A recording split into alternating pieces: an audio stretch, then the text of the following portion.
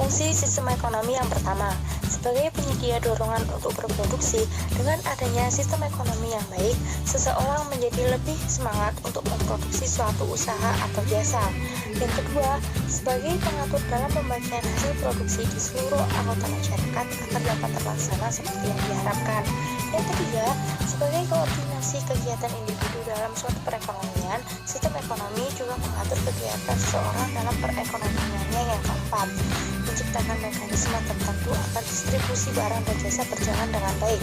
Sistem ekonomi juga membuat proses tertentu agar pengiriman barang dan jasa berjalan sesuai yang diinginkan.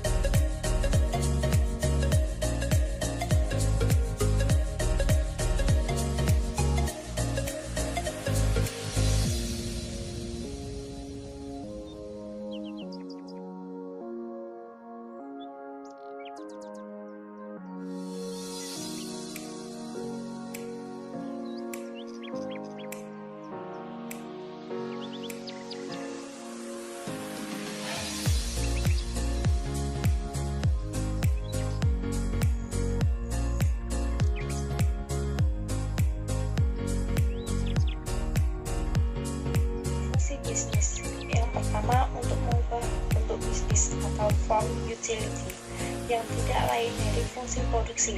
Yang kedua, untuk memindahkan bentuk atau place utility atau fungsi dari distribusi. Yang ketiga, bisnis bisa mengubah kepemilikan atau possessive utility, yakni fungsi penjualan. Yang keempat, bisnis mempunyai fungsi untuk menunda waktu penggunaan atau time utility atau fungsi pemasaran.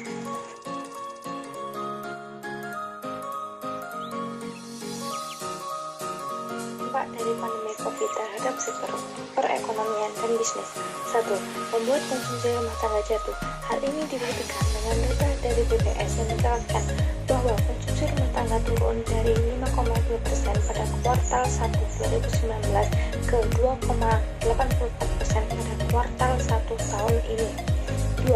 Pandemi menimbulkan adanya ketidakpastian yang berkepanjangan sehingga investasi ikut melemah dan berimplikasi pada terhentinya usaha. Yang ketiga, seluruh dunia mengalami pelemahan ekonomi sehingga menyebabkan harga komoditas turun dan ekspor Indonesia ke beberapa negara juga terhenti. Kelompok 2 mengambil kesimpulan bahwa hubungan antara sistem ekonomi dan sektor bisnis dalam suatu bisnis ataupun perusahaan harus bisa menyesuaikan untuk pengambilan sistem yang akan dipilih sebagai dasar bergeraknya perusahaan itu ke depan. Jangan sampai kita salah mengambil sistem ekonomi itu, karena sistem ekonomi dengan bisnis cukup erat kaitannya.